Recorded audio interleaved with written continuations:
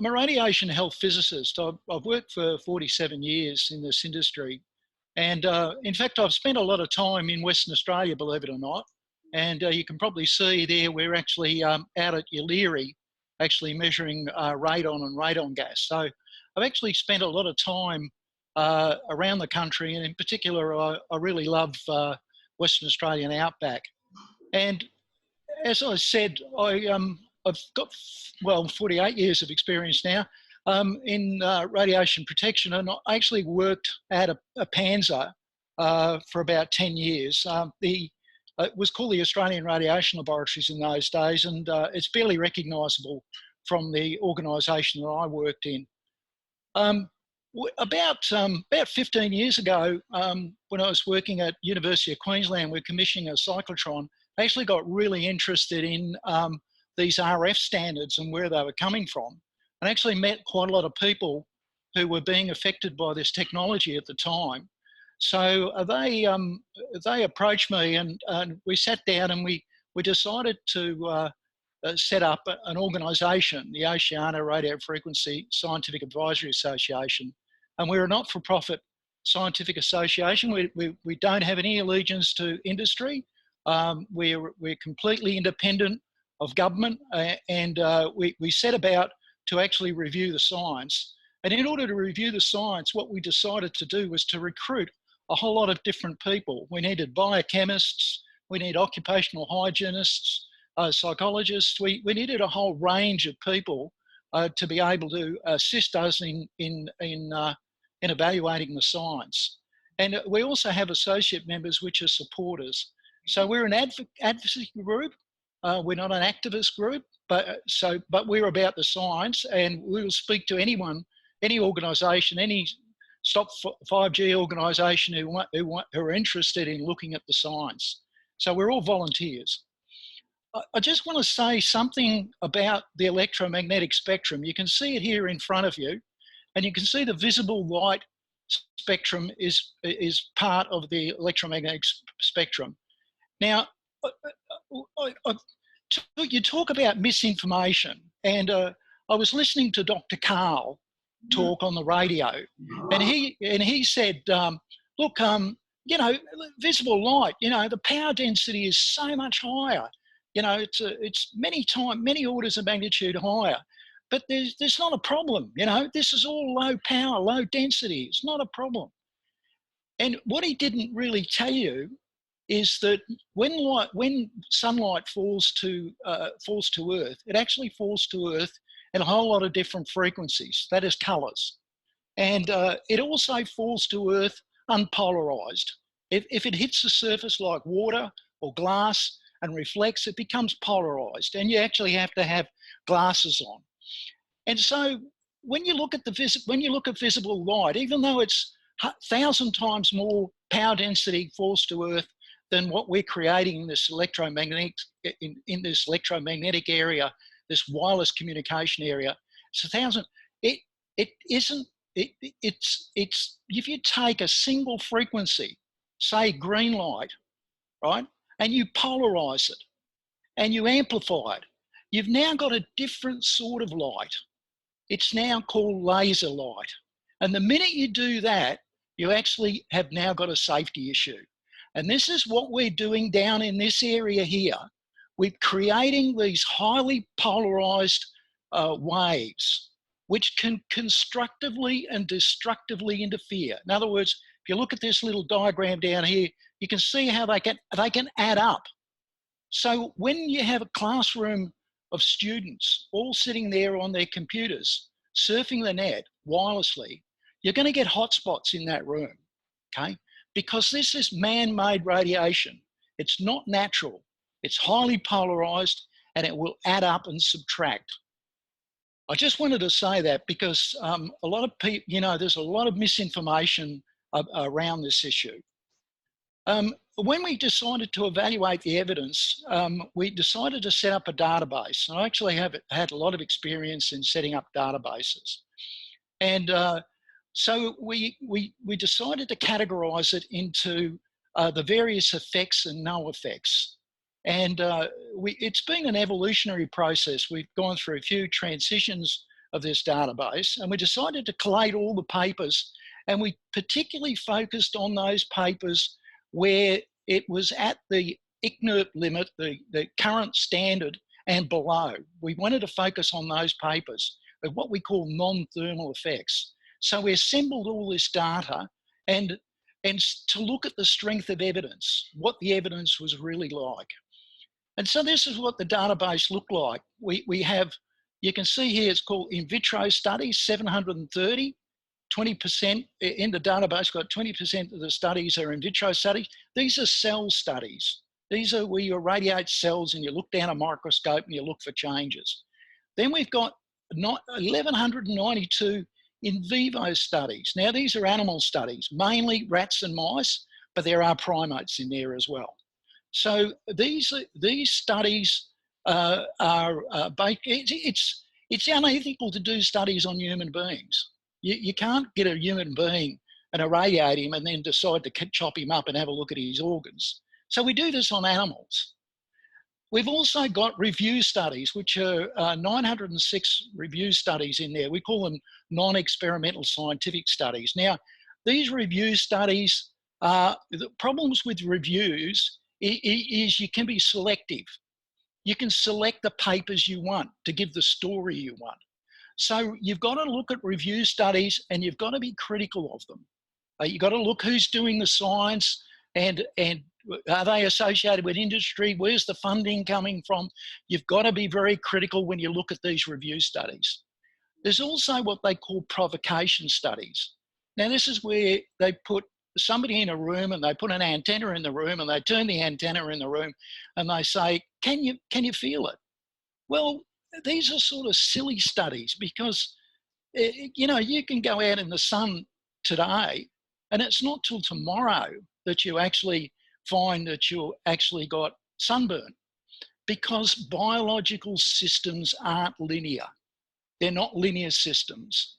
So these provocation studies are a bit of nonsense, really. I don't have much store by them, but it seems like these are the sorts of studies that we've been doing in Australia. We've been investing all this money in psychological studies, these provocation studies, which I believe are basically nonsense.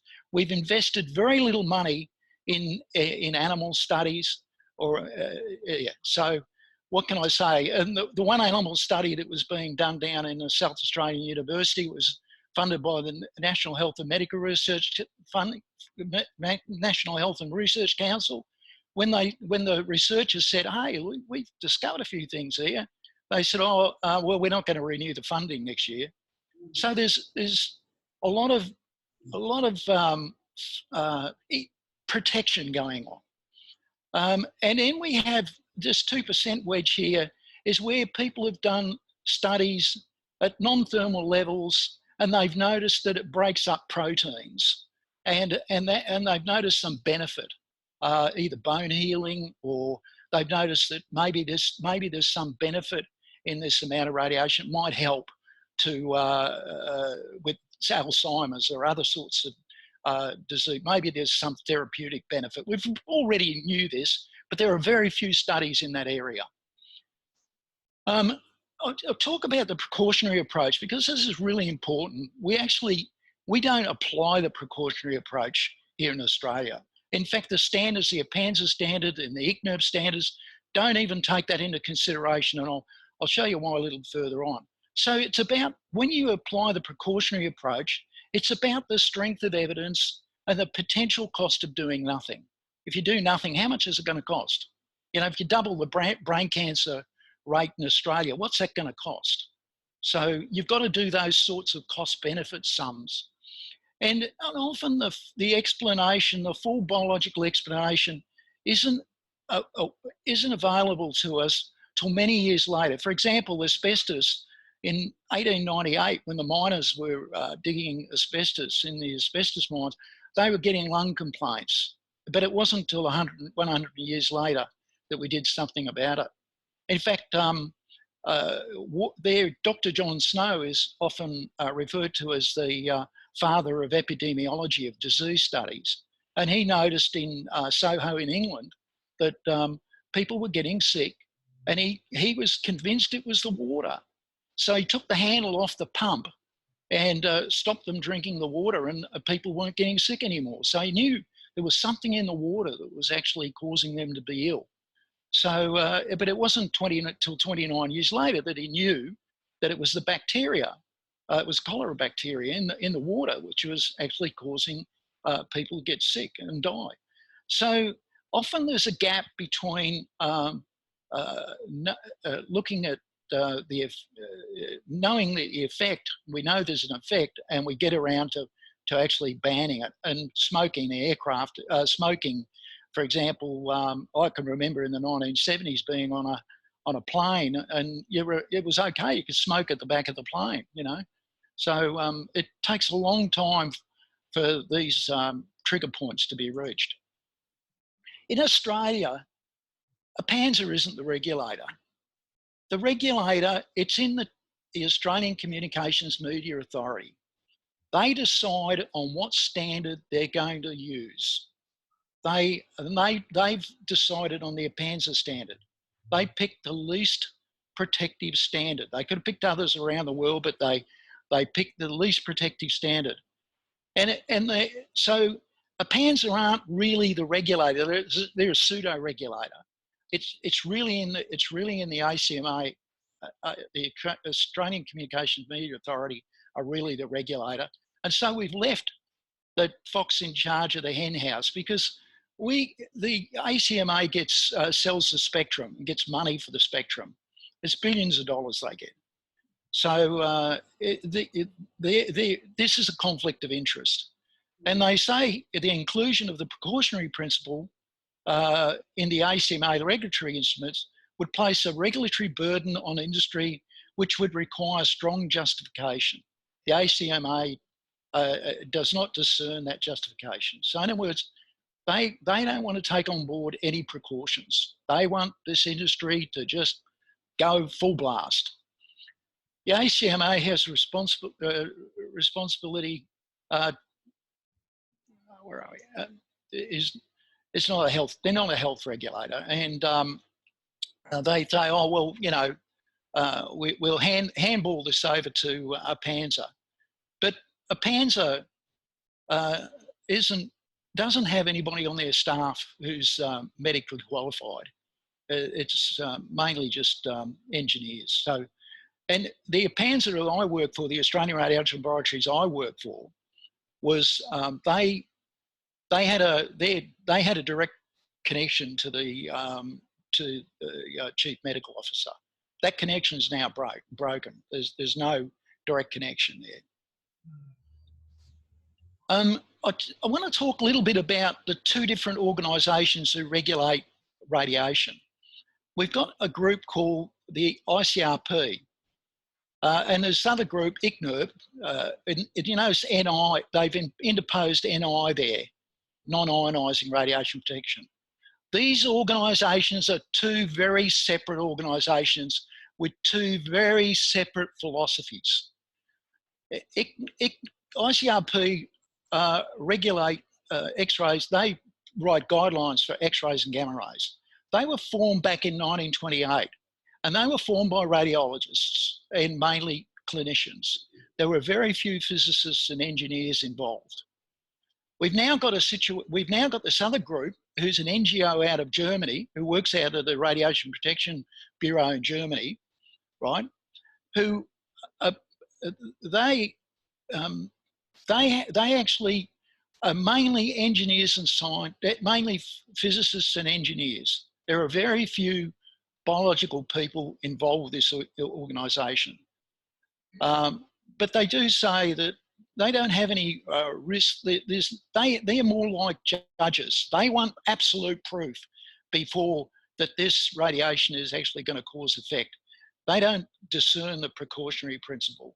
But they do say, they do make comments that they say, but notes that children and the elderly and some of the chronically ill have a lower tolerance for one or more forms of these non-ionising radiation. They make that statement. When I queried them about that statement, they turned around and they said, oh, but that was about UV, ultraviolet radiation. And I said, well, it doesn't say that in your standard. And they've now chopped that under the draft new guidelines. They've actually chopped out that statement. They've removed that statement.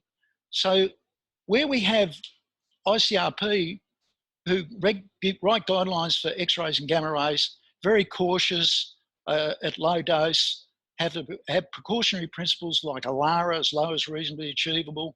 When you go to ICNIRP, they don't have any. There's no risk evaluation there. There's no precautionary approach. And as I said down there, waiting for evidence of harm is not a recognised risk management approach. So when they rolled out this technology, and you've got to remember 2000, 2004, when they started rolling out this mobile phone technology, they said, oh, gee, the European Union said, oh, gee, we probably should go and do some testing. You've got to remember that this technology rolled out at Nokia in Finland and Ericsson in Sweden. They said, oh, gee, maybe we should do some testing just to prove that it's safe. You know, it's all low power. It's not going to be a problem. Maybe we should just do some testing. So they decided to do some cell studies, and they expected to find no effect. But to their amazement, they actually found there was. They saw DNA damage. And they said, well, how can this be? There's not enough energy to knock electrons from the outer shells of atoms. How can it be causing DNA damage? And the answer was the production of reactive oxygen species. We all breathe oxygen to burn, you know, it's our powerhouse. Our cells do the same thing. They metabolize glucose, they burn oxygen, they produce, to keep it simple, they produce these reactive oxygen species that our bodies learn to deal with and clear away. And you can call it rust, I don't know, it's just rubbish that our bodies have to deal with, our cellular systems have to deal with. And so these reactive oxygen species will cause direct protein damage and DNA damage. So they were very surprised. And they even had industry even commissioned a scientist to actually do some studies in his lab, and of course he didn't find a problem. It's interesting that scientist Lurchell actually now says, yes, well, it's actually a tumour promoter. So he's done a full 360 degrees, but rather than sort of attacking the science, they actually attacked Professor Franz Adlerkoffler. The attack on him was awful. It was malicious. They tried to discredit him, and of course they didn't succeed. But nevertheless, this was an unexpected result. We also, around about the same time, a worldwide epidemiological study, that's a disease study, was commissioned. Looking at interviewing people who had brain tumours, gliomas, different types of brain tumours, gliomas and megagliomas, and what it calls acoustic neoma. Now this is very interesting, this particular tumour, because we've also now seen that in the $30 million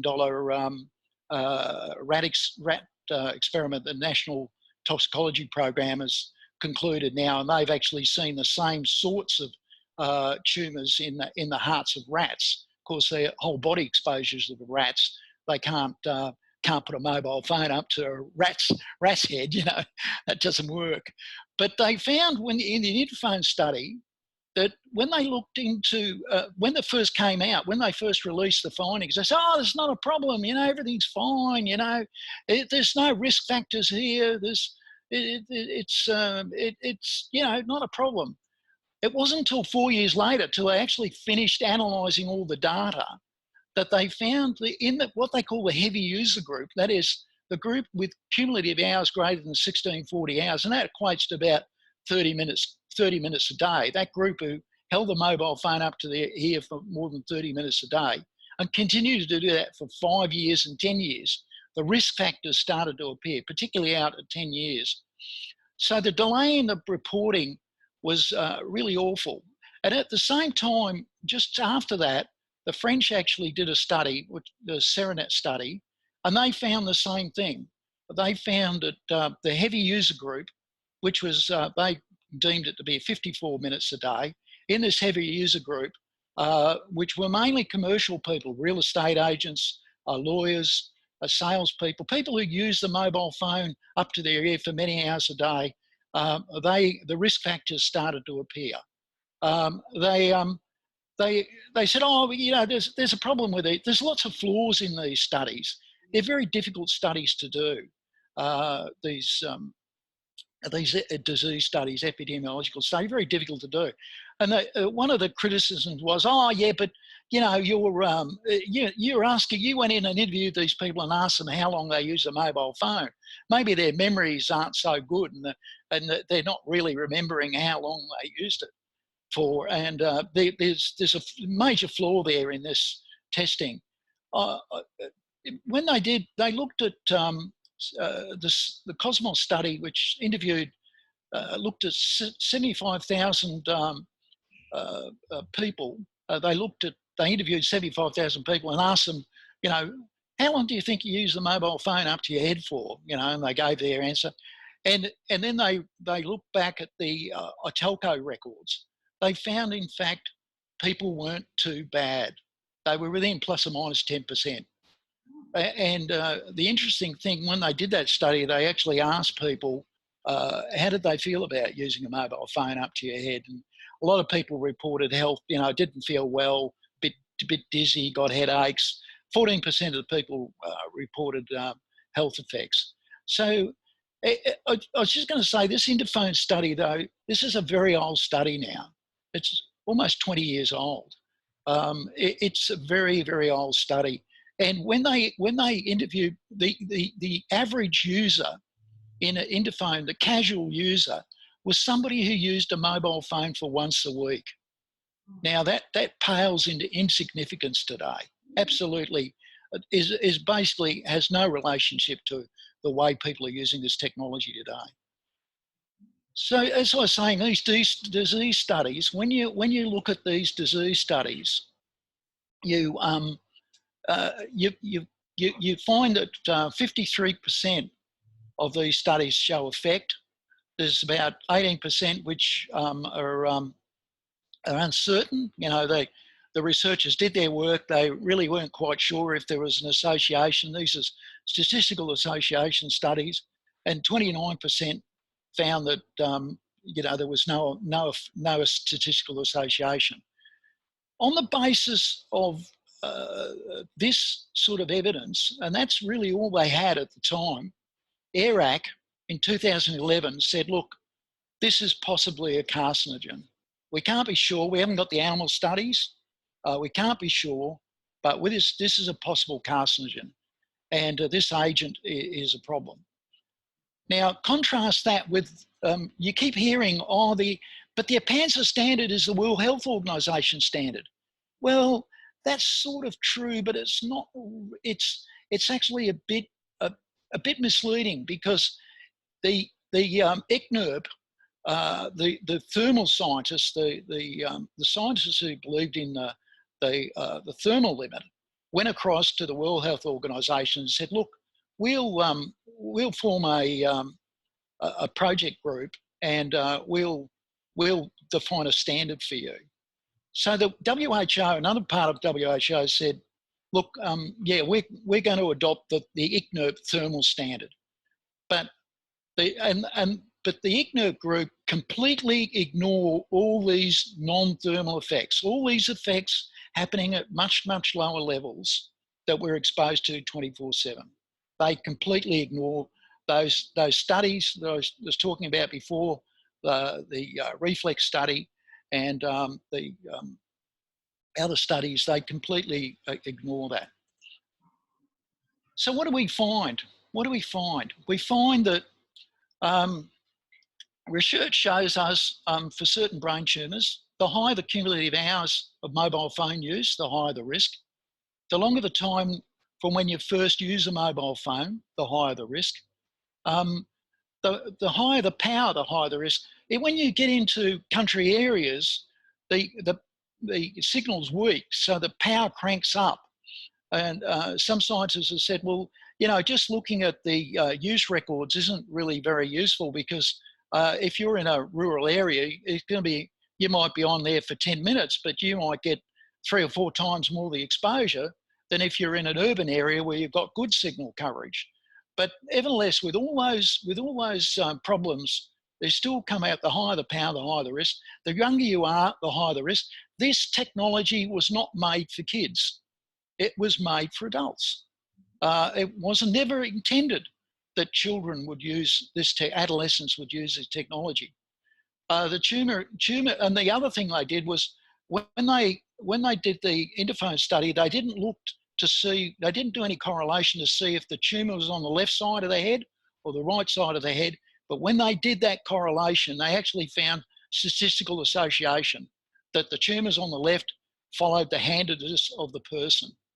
So the bottom line is, if you're a mobile phone user and you jam it up to your head, change your habits.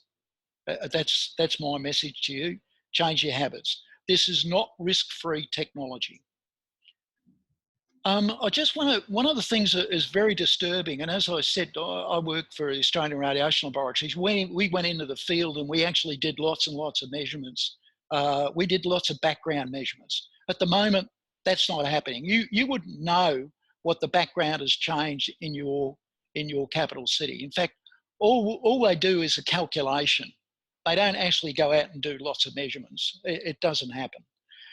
Anyway, ARPANSA decided that they would go and review the science between 2000 and 2012.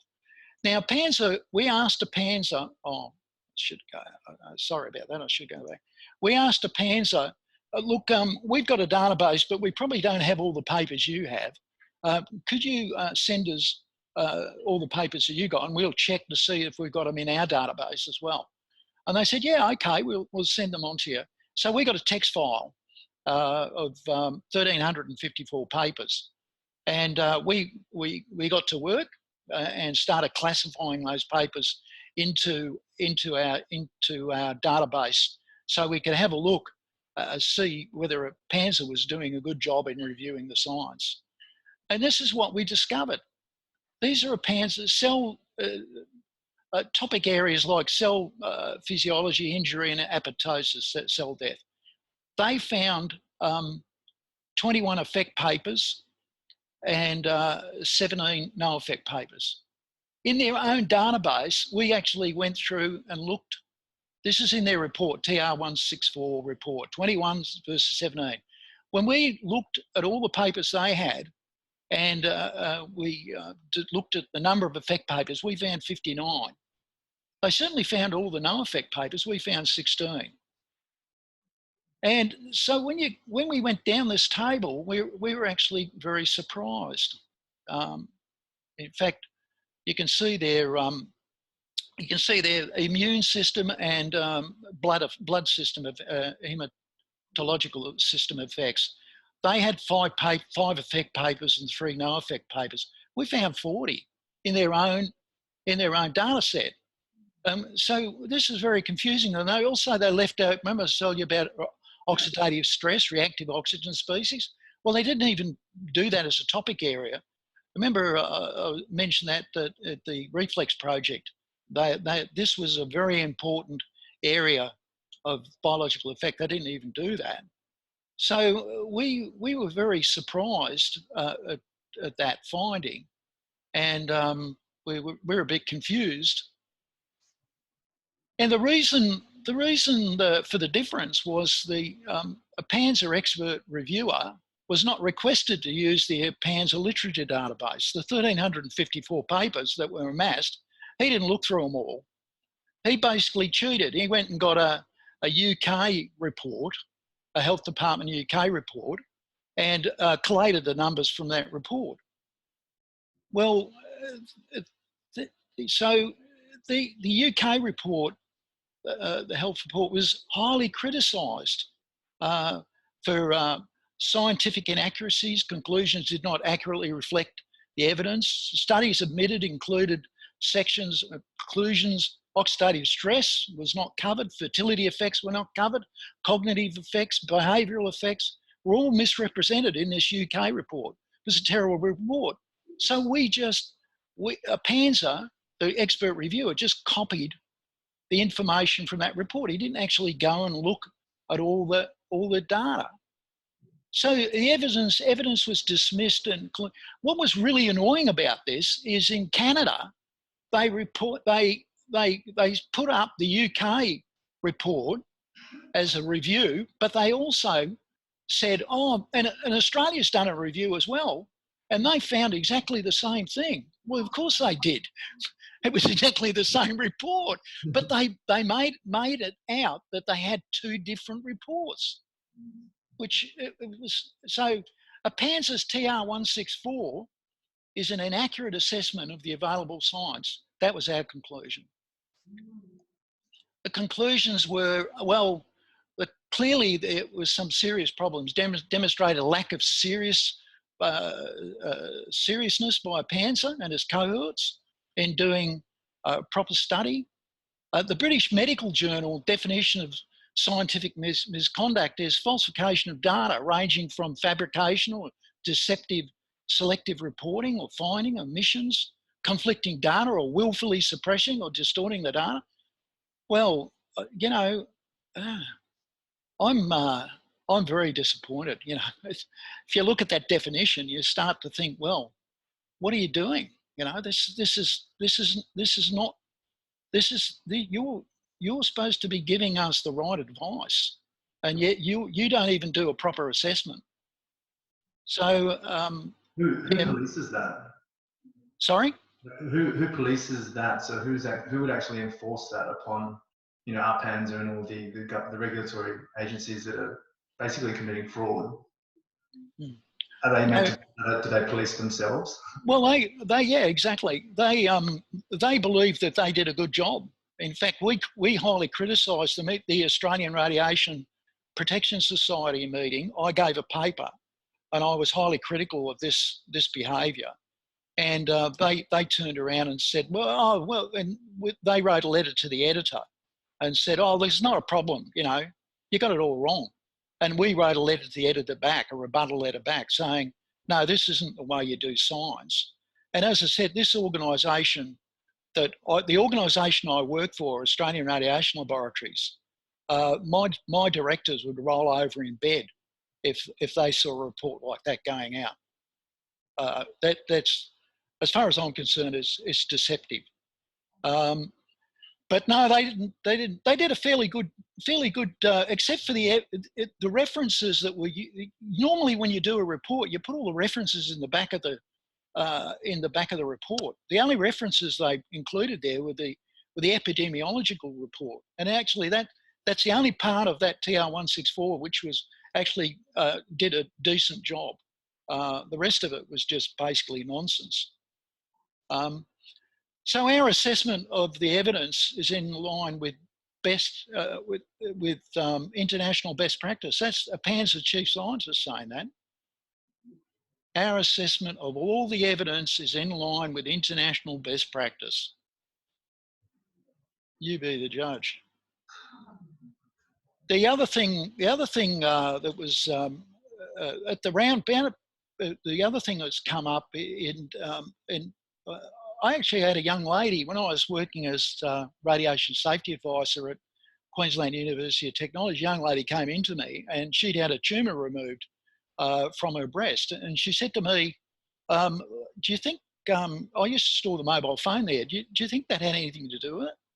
And I said, "Oh, I didn't really know. I'll go away and have a look." Anyway, it just so happens around the same time in America, breast surgeons were noticing that these tumours, breast tumours, were actually occurring.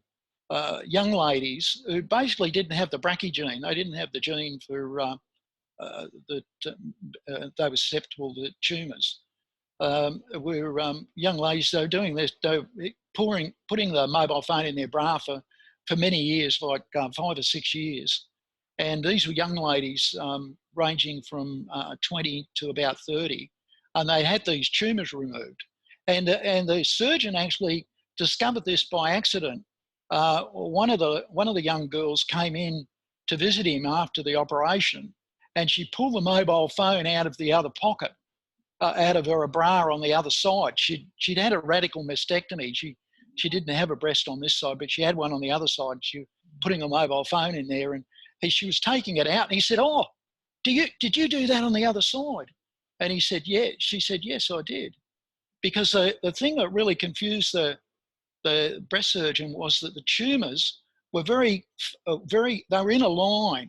They actually followed a line, which was very confusing to him. They weren't nodules. They had their distinct shape.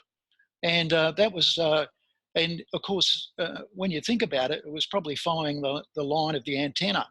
So, so this was a bit of a wake-up call. And he put out a message, Dr. West put out a message to all the breast surgeons in America to sort of keep an eye out for this. And that he also made a plea to the government to start collating this information. But as far as I know, nothing's been done. When you look at these non-thermal effects, and we can go in our database and select all the animal studies, and this 2 watts per kilogram is what your mobile phone is. This is the heating limit, right? So we're looking at all the studies, all the animal studies in our database that are less than or equal to 2 watts per kilogram, and we've classified them in effect, no effect, uncertain, and beneficial. Whether they've seen when they've done the experiments, whether they've seen some possible beneficial effect. And this is what you find. You find 72% of all the studies show effect, some bio effect. So it's actually quite, all these non-thermal effects, and there's a variety of them are quite real. They're not a figment of our imagination. But the ICNIRP, the current standards, ignore all this. All these bio effects are ignored. They say, oh, these bio effects they never translate into health effects. Over the long term, they won't be. This is a short-term heating standard, 6 minutes. 6 minutes thermal standard that we've got. We get all these bio effects at non-thermal levels completely ignored. In fact, I mentioned about the US toxicology program. And this has been, again, we got Dr. Carl pouring cold water on this program, $30 million study. The National Toxicology Program is the premier organisation in America for testing drugs, for testing any biological agent. They do their testing very carefully. It took them a long time to actually make the chambers. They had to ensure that the rats weren't being heated. They did a lot of work on making the reverberation chambers. They were asked to do this work back in 1999. They didn't get underway until about the 2010, 2011. This program didn't really get put together until then. They've got a lot of programs, and this is just one of many, and they didn't get around to it. So the results were just reported. They were reported last year. And there are clear evidence of heart squiomas in these rats. Of course, you can't, as I said, these are whole body studies of animals, but they saw these heart squiomas are the same sort of tumour. They're rare nerve tumours that come, the nerve sheathing around the nerve sheathing metastasize, the cells metastasize, and they actually, so the cells produce these rare nerve tumours. They're not very common. They're becoming more common. And also brain gliomas. They saw some evidence of that, but there was clear evidence of the other. This study is what they call a near field study. That's when you've got the mobile phone up to your head. They also did the Ranzini Institute did what they call a far field study, and that's a distance. That's like doing a study if there was a tower and you were being exposed to distance. They did a study and they found the same thing, okay, even at much, much lower levels. So I won't go into that, but people like Rodney Croft, who's now the ICRP ICNIRP president, poo-pooed these studies, and there was rebuttal. The scientist who did these studies, his criticism of this study was heavily rebutted.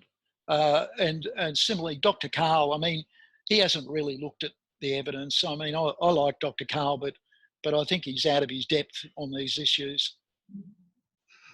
When you look at we actually take notice of where the funding comes from. We actually look to see who's funding the actual experimental work. And when you find when it's industry funded, we find 77% of the experiments find effect. When it's industry funded, it's the reverse.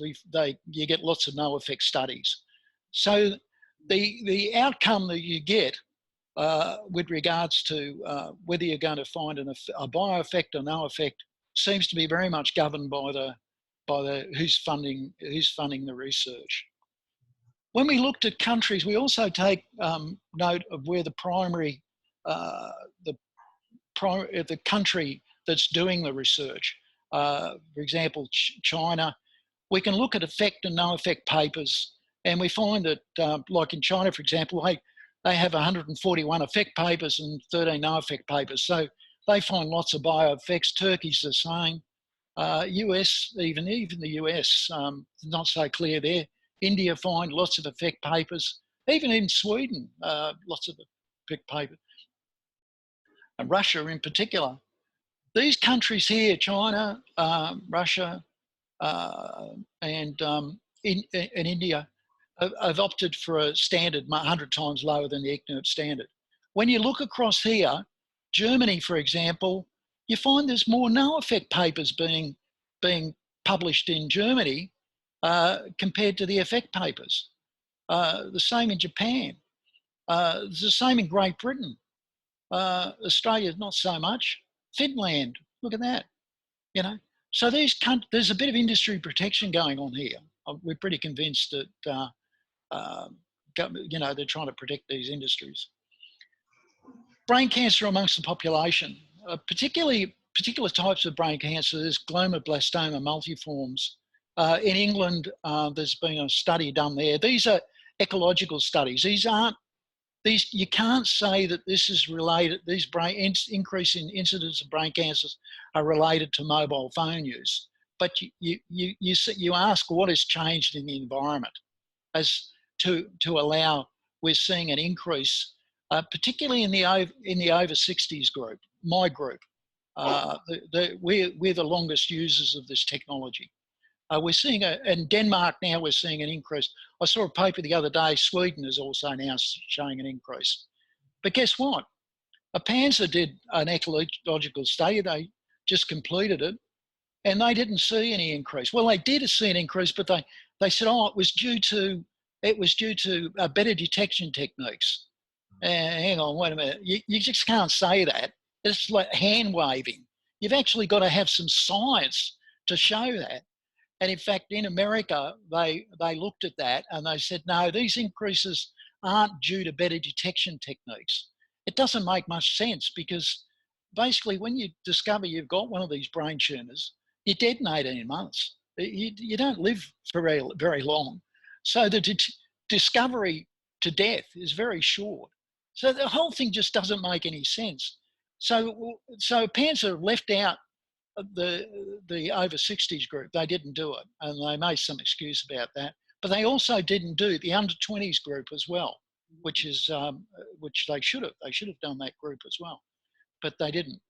And we've criticised them for that. But ARPANSA have now come out and said, "Oh, but yeah, we've now gone back and reviewed the over 60s group, and yeah, there's a little increase there, but it's all due to much better detection techniques. You know, we've got MRI now these days. That explains it. No, hang on, no, that doesn't explain it. It's not good enough. You know, you got to do the science. you know, and of course also now we're gearing up to look at this issue in a bit more detail, and we're in the process of I won't say too much, but we're in the process of looking into this in a lot more detail. No confidence in the pansy. I don't have any confidence in them. I think they're basically they can't they can't do the science properly. That's my opinion. And problems, then the problems with the brain cancer study, you know, if we wouldn't have challenged them on the leaving out the over 60s group, and there's a couple of, you can read their paper, and they then did a reply to that, to the criticism, and then we, a scientist in the UK who did the work in the UK actually now, he wrote a paper, he wrote a letter to the editors saying, well, no, you guys haven't done your work properly, you know. And so we have a choice to do the right thing or continue to live with the consequences of poor judgment and bad science. Evidence of harm effects have been known for more than 50 years. Yeah, you go back to, if you look at the 1960s report that come out of the Defense Department in the US, all these effects that we're seeing have been talked about way back in 1976. So this isn't new. This is not new.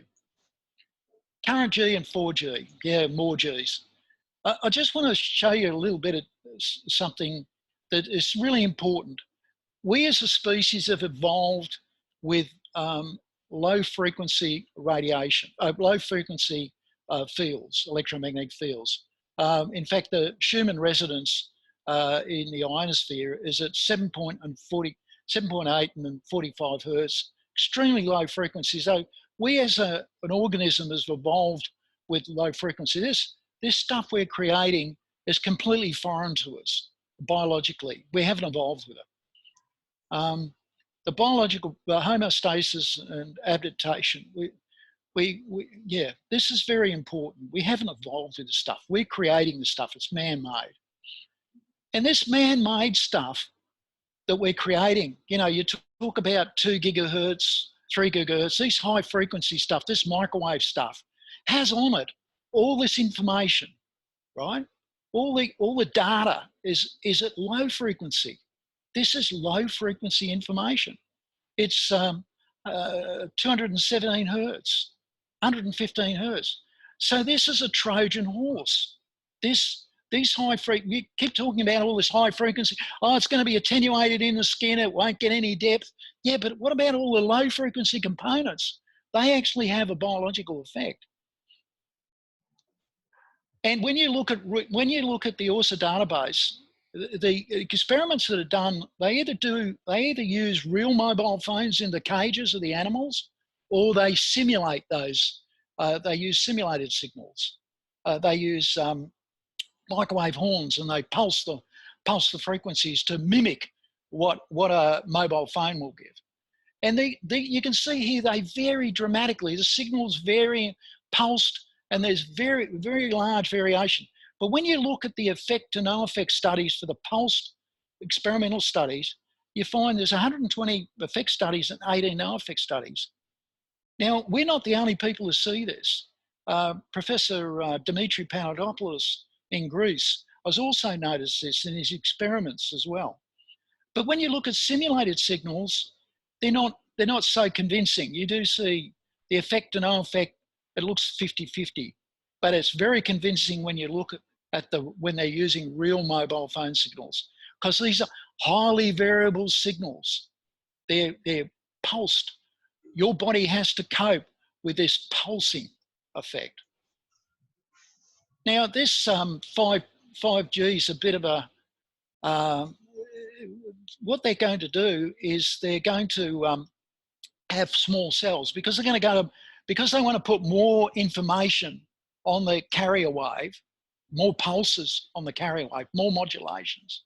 Because they want to put more, they need to go up in frequency to put more information on those waves.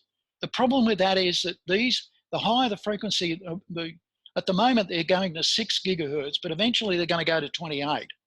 Now, the higher the frequency you go, the less it's attenuated more in air. Plants, trees will attenuate it. It'll reflect off buildings. So the first stage is, they don't tell you this, but the first stage is less than 6 gigahertz. That's what they're doing now. That's what they're rolling out on the poles. They're rolling out, and the transmission is isotropic. It's in all directions, okay? But eventually, the stage 2, when they get it to these very high data rates, there's lots of pulses, 10 gigabytes per second of data on these pulses. When they get to this sort of data throughput, they're going to have to go to what's called beam steering. We don't even have those mobile phones yet. They haven't even tested them. They don't even know if it's going to work right in built up areas, because you're going to get lots of reflections off buildings. And so they're going to have to, so they're going to get losses. So they need to keep a coherent data stream. That is going to be really difficult to do in a built up area. And in order to keep that coherent data stream, I don't believe they're going to be lower power. ARPANSA keeps saying, oh yeah, but you know, this new beam steering, because it'll personalise the dose to you, the beams will be aimed at you as you walk along the street. You know, it won't, you know, they'll be personalising exposure to you. Yeah, but in order, if you've got reflections off surfaces, you're going to have to crank up the power. You're going to need 3 times more. You're going to need 3 times more antennas on the tower. You know, you get this phased array stuff, and they won't tell you. They'll have the antenna, the isotropic antenna out there one day, and the next day when they start selling all these new beam steering 5G mobile phones, the minute they start selling you that, they won't tell you. They'll go and change the antenna on the pole, and all of a sudden you'll have beam steering happening, and you won't know about it. They don't have to tell you about that. So this is what you'll need 3 more antennas because beam steering require it. This is what it's going to look like. You'll need to have, you'll need to keep checking in with the mobile phone. You'll have to keep polling it. So there'll be more polling happening as well. So this isn't going to go, the power density isn't going to go down. It's going to go up. And the other thing is they're not going to switch off the old technology. 4G is not going to get switched off straight away as soon as they go to 4G. They've got to phase it in. So this is going to be on top of your normal, what we're normally getting exposed to. And as I said, they're not even bothering measuring the background. They don't even do that. They go and do some silly calculation, a line of sight calculation. And they've got 2 antennas that are close to one another. Okay, you get the 2 waves can add up and subtract. They don't consider that when they do this calculation. It's nonsense. You know, we're not going out and doing the measurements. We don't know what the variation. I did some measurements at QUT. At lunchtime, when the guys all got out from their lectures, the power density levels went through the roof. They all switched on their mobile phones. You know, all the towers were talking. You know, we don't have, we're not collecting the data. ARPANSA should be responsible for doing that. They should be getting out there and mapping the background and understanding what's going on. None of that's going on. We've just got these EME calculations, these EME reports, which is just a calculation, a calculation, a line of sight calculation. Doesn't allow for reflections off buildings, doesn't allow for multiple antennas in the air. It's just, and they don't have to do any more because basically we've got a standard that's set in the stratosphere. So we don't have to worry about, this is just a sham exercise. It's, oh yeah, but it's, Telstra says, oh, but it's only 0.1% of the EME, of the limit. Yeah, of course it is. It's a heating standard. You're never going to get anywhere near. It's a cooking standard. You're never going to get anywhere near this standard. So they do this sham environmental impact report, absolute sham.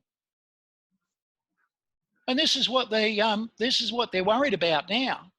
is at 28 gigahertz, when they go to these higher frequencies, these millimeter waves, right, which incidentally are going to have a big effect on insects and our animal life, and also our vegetation as well.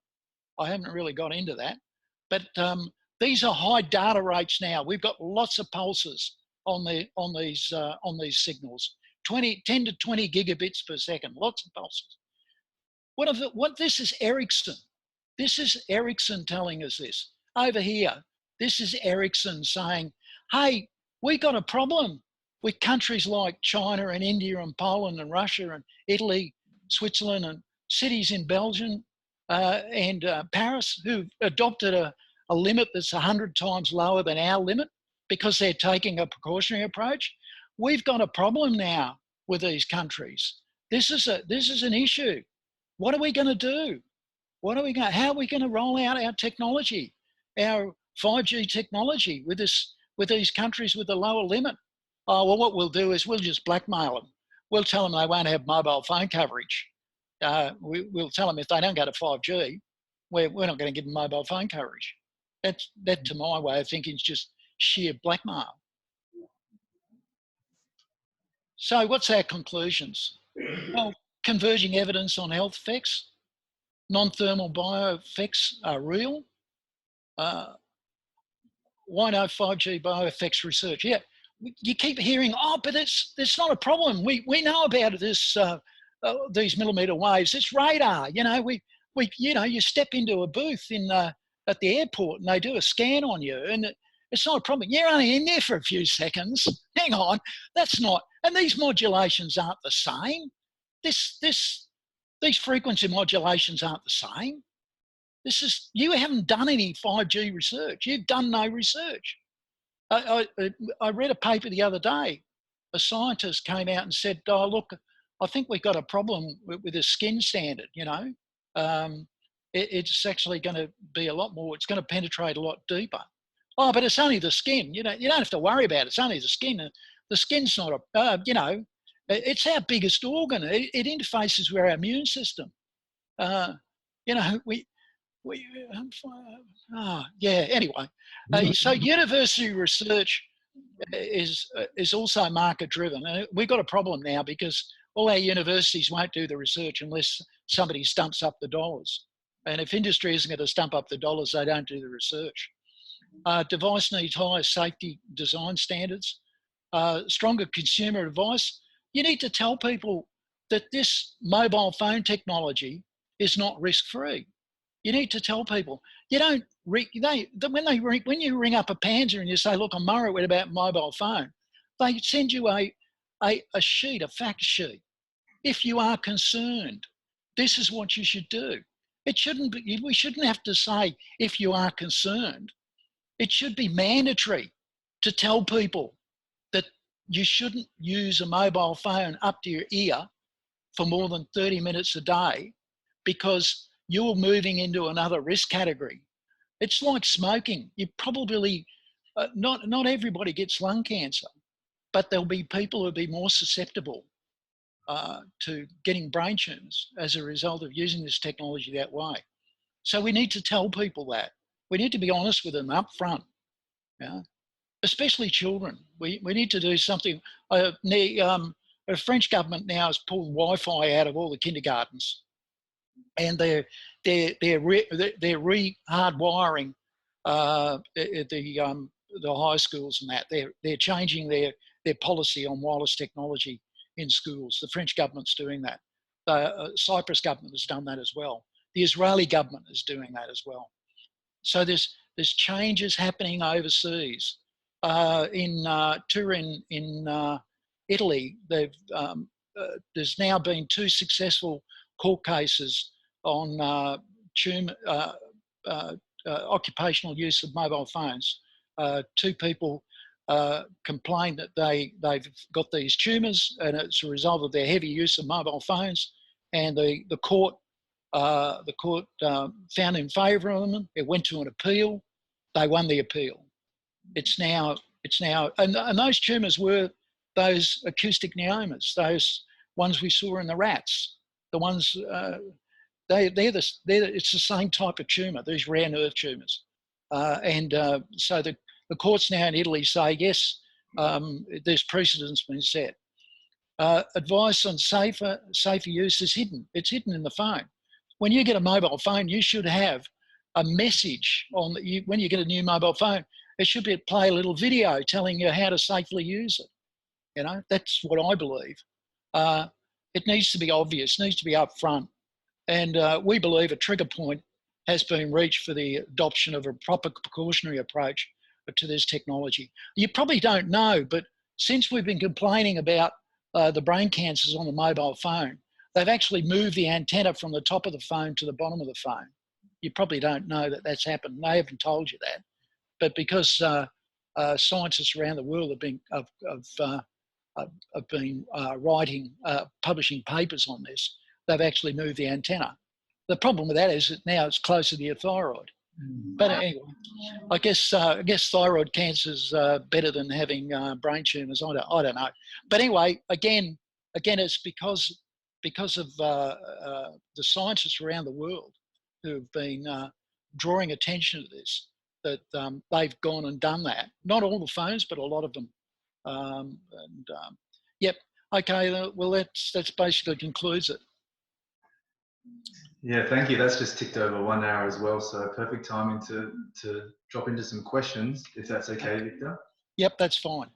I'll kick it off by just asking, I know this was something that came up in the recent parliamentary inquiry that yourself and We Say No to 5G in Australia group were involved in, but they asked it at the end and there wasn't any time to respond to that. But it's to do with the articles out there and news headlines saying that the Russians are paying people to spread misinformation and create the fear, and that's basically what to worry about is the Russian disinformation campaign. Can you weigh in on that? Yeah, the mobile phone company, the ICNIRP, decided in where are we? They wanted to have a uniform standard throughout the world so that it was easy to roll out this technology. If everybody's on the same standard, then they can roll out this technology, no problem. So they had a meeting with the Russian Radiation Protection Bureau back in 2004. And Don Marsh, one of our members, actually made some notes about that conference. And again, what they wanted to do was to harmonise the standard throughout the world. So this is ICNIRP got together with the Radiation Protection Bureau in Russia to look at how they could harmonise the standard. Now, the head of that bureau, Yuri Gorogov, he wrote up a bit of a reason why the Russians adopted a standard 100 times lower. And he said here, now the international standards are worked out by ICNIRP, IEEE and Selenek and some other international commissions. All three organisations have determined the standard some years ago and continue to use the EMF RF standard on the basis of thermal acute heating and pathological effects only. Okay. He goes on, however, these foreign standards contradict real conditions of RF EMF exposure to the general population. The population is not typically exposed to thermal levels in the workplace or in everyday life. The establishment of threshold levels on pathological effects makes the assumption that an organism can compensate. In other words, our body's immune systems can compensate for this insult. And it's called adaptive response. We strongly disagree with this assumption. People very rarely have contact with acute exposures in everyday life. All populations in the world have daily contact with low levels of RF EMF exposure and are chronically exposed. Unfortunately, there is no publication that presently ways of extrapolating from these very high standards to much lower standards. He then goes on and says that, so this is the Russian authorities, the Radiation Protection Bureau, when they looked at this, they said, no, there are all these non-thermal effects. And these are chronic exposures. They're not They're not short-term exposures. Therefore, we don't know what the safe level is, but we're going to select a standard 100 times lower. And he goes on to say, the reason they did that. I can send you this and you can circulate it to people.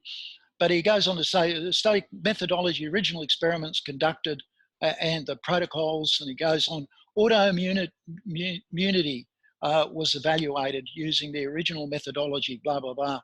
So he goes on, he says, you know, we're seeing autoimmune effects. The results of immunological studies. So their scientists looked at the evidence and came to the conclusion that this heating standard wasn't safe enough. And particularly, Yuri actually has written quite a few books on children and the effects on children. So he's very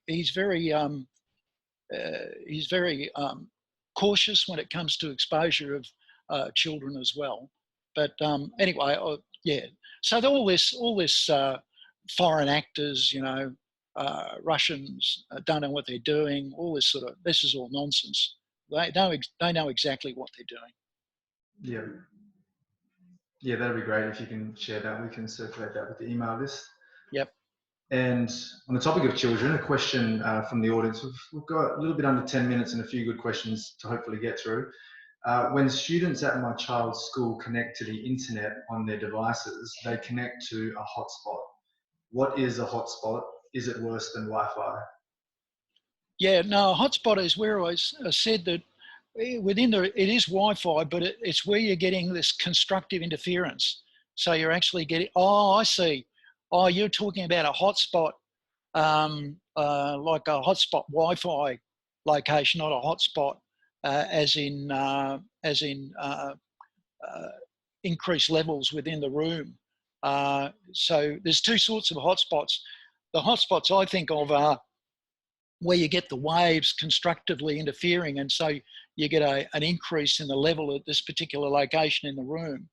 But they also use hotspots as, you know, if you're going along, you can use your mobile phone as a hotspot if you're connected to a tower, a 4G tower. So you've got data streaming happening. You can use your mobile phone as a hotspot as well. So I think the person is really meaning that a hotspot in the room where you're getting this increased level because you're getting constructive, you're getting the waves building up on top of one another. So you're getting an increased level. I think that's what it's meant. Do you think? I think they're referring to, so they've created a hotspot using one device, and that's created a small area where multiple devices can jump on. Yeah, and so when that happens, you're going to get in and around those devices because of the streaming. You're actually going to get constructive and destructive interference. So the waves are you've got more chance of the waves adding up in that area. Yeah. Okay, we'll continue on to the next question. Elon Musk is launching 5G satellites into space. How do they work when normal 5G towers need to be closer together and closer to the consumer? Yeah, good question. Of course, with the satellites, because there's very, you know, it's basically line of sight, except when you've got interruption by weather. You can see that when you're communicating with when you're using Foxtel, you can get interruptions by, you know, severe weather. Water attenuates the signals. But no, what he's intending to do is to have 10,000 satellites to control or you know, the traffic, the vehicle traffic on the ground. I think that's this is really scary. 10,000 satellites. We've got a major problem up there at the moment with rubbish. You know, we've got collisions. Yeah, I mean, it's insane to think you want to put 10 to 20,000 satellites up there to make everything interconnected, and have driverless cars. I mean, you know, you're driving along in your driverless car and you get a storm and you lose the signal. What happens? Does the car stop, or does it keep going and smash into something? You know, I mean, the whole thing's just, there are so many problems associated. I don't know what he wants to do. I got no idea. Yeah. Is the frequency emitted from mobile towers the same as those emitted from a mobile phone? Yeah, when you're communicating with the tower with a mobile phone, you've got uplink and downlink. But the actual mobile towers actually do communicate with one another. So they've actually got directional antennas between the two mobile phone towers. Now, those directional beams, they're not that tight. They can't be that tight, because you've got, for example, if you've got wind and the tower is swaying a little bit, it's still got to hit the other. It's still got to hit the other tower. So the link between, so that there's links between the towers that are high frequency, what they call fixed wireless links between the towers, and then from there it goes down to your mobile phone. The fixed wireless link between the towers is actually at much higher frequencies. Because they're transferring a lot of data, so they're getting up in, they're the gigahertz.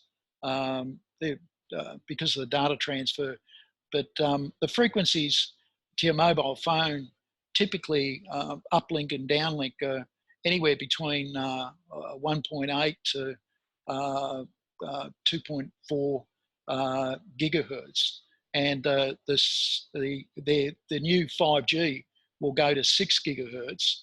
That's for what they're rolling out at the moment, but eventually will go to 28 gigahertz. So the frequencies are going up all the time because they just want to cram more information on to get more signals, more information on the actual data stream. But as I said, it's a bit of a Trojan horse, because those low frequency signals on the data stream, those modulations, our bodies are much more bioactive to that low frequency stuff. Yes, and the last question before we let you go, thanks Victor, says, how can they claim that the 5G only penetrates the skin by 5 millimeters when we know it goes right through us? This sounds like spin. Do you know what they are basing this on? And I'll just add to that, maybe you can comment on Professor Martin Paul's work, where he shares the unreleased, declassified CIA documents saying that they found that it did penetrate, I think, 20 times deeper than what industry is saying, and that his own research has suggested 40 times, something about the... What it is the waveform, because I said they're going to go to 20 gigahertz to 10 to 20 gigabits per second. They're going to put more data on the waveform. They don't know. The US Air Force has actually done quite a bit of work on this, and it's actually not been released to the public. There's a belief that when you get to those high data rates, that in fact the penetration into the skin is going to be much deeper than that. It's what's called beryllium precursor. It's a different waveform. You're actually moving into a different waveform. And we really haven't done enough testing on that. We haven't done enough testing on the frequencies that we're using now. We're going to be rolling out this 4G, this 6 gigahertz stuff. There's no testing on that. ARPANSA just says, oh, it's radar. We know all about it. No, you haven't done the testing. You don't know all about it. You can't just assume that this is the same as somebody walking into a scanner at the airport, who's there for, 10 seconds. We haven't done the testing. We haven't done the biological testing.